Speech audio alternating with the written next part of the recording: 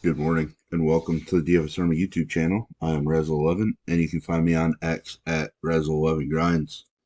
Going to take a look at some pitching for today, the 29th of June. It is Saturday. We do have an 8-game day slate and a 4-game main slate in front of us. Might be some weather. I'm not really sure. Something we got to definitely pay attention to. But this is a first look at the pitching options for the slate. I will be looking at DraftKings since that is where a majority of my action is.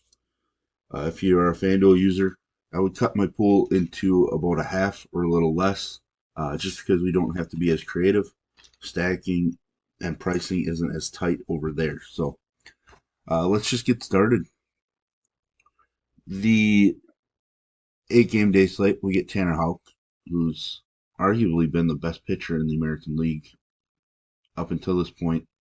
K-prop of just 4.5 against San Diego. San Diego isn't a huge strikeout team, but Houck is a strikeout guy, so it is going to be very interesting. Um, he hasn't been as sharp over the last handful, but he's still been pretty good. He is a minus 148 favorite. Game total in this one's just 8.5. I say just because generally Boston games during the summer end up 9.5. But Houck certainly in play, but he's not a priority for me, at least at this point.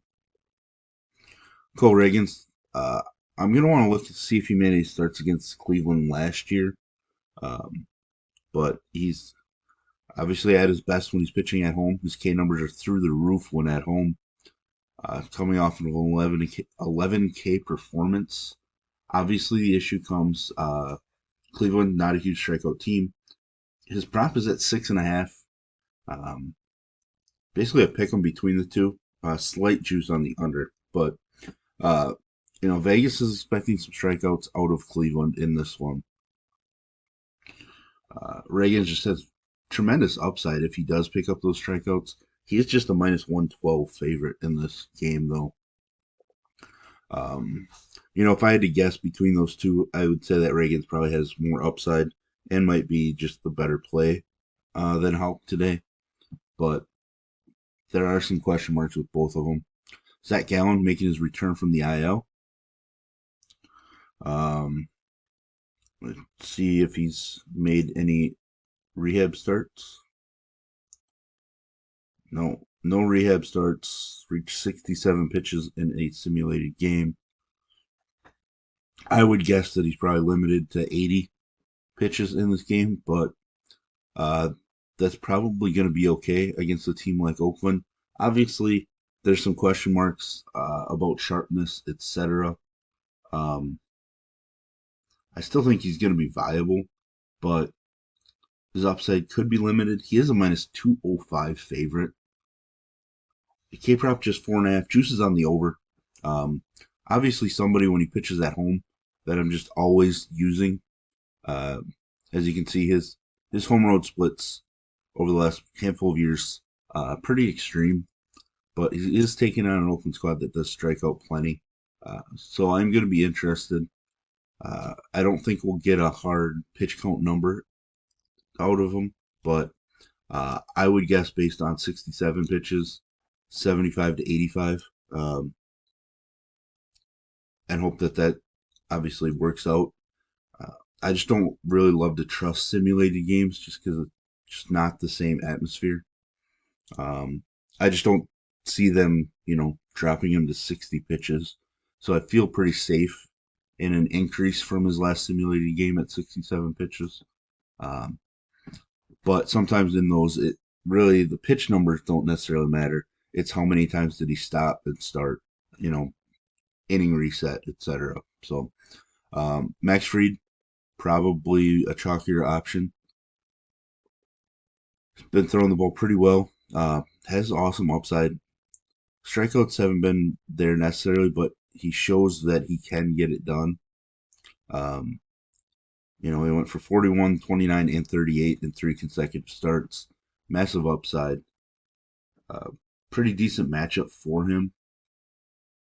I'm not sure, off the top of my head, I'm not sure what kind of K numbers Pitt has against left-handed pitching. Um, he is a minus 155 favorite. Game total of just 7.5. Do not see a K prop for him right now, however. Nola pitching at home hasn't been as strong. His K numbers have been better when pitching at home, but he's given up home runs when at home. It just isn't a huge K guy at this point. I mean, he does have the upside, but he's kind of settled in now with 6 as being his ceiling or his cap. Um, his prop is at 6.5. Juices on the under, but he is a minus 258 favorite. Obviously, the Phillies lineup took a hit with both Harper and Schwarber going on the IL, but uh, such a great matchup for Noah that we do have to utilize him. Tanner Bybee, um, tremendous upside. Obviously, went back-to-back starts with double-digit strikeouts, coming off of a strong start.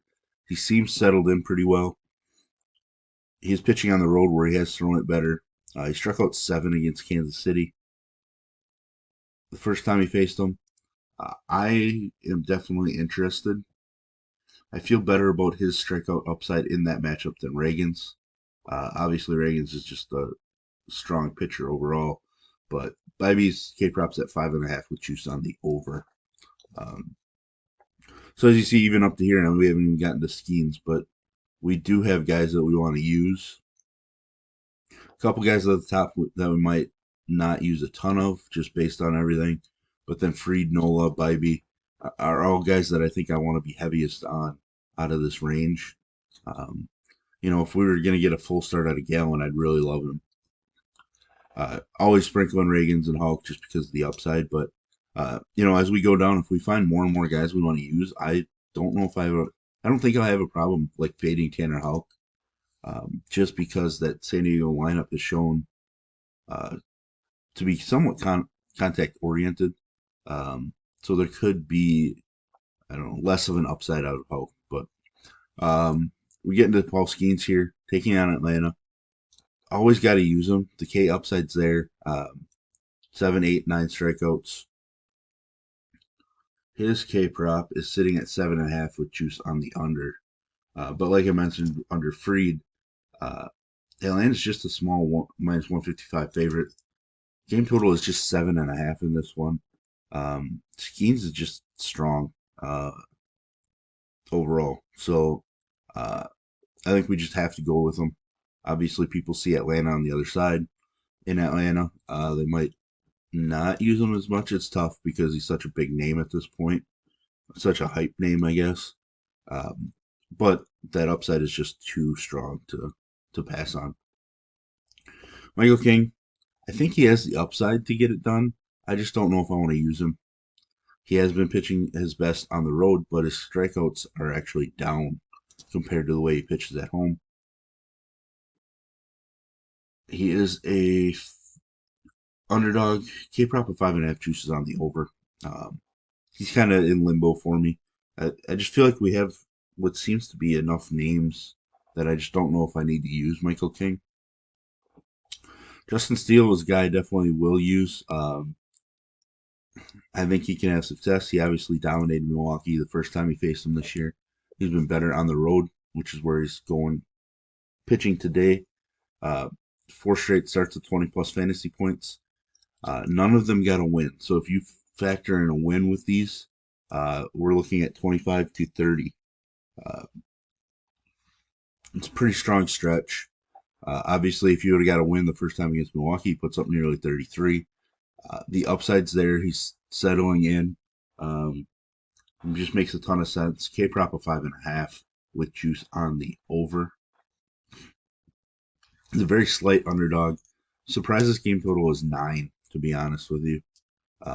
But it is what it is. I don't really think I want to use Jake Irvin. I mean, Tampa Bay has maybe we do have to use Jake Irvin. I have been picking on Tampa Bay for a while now.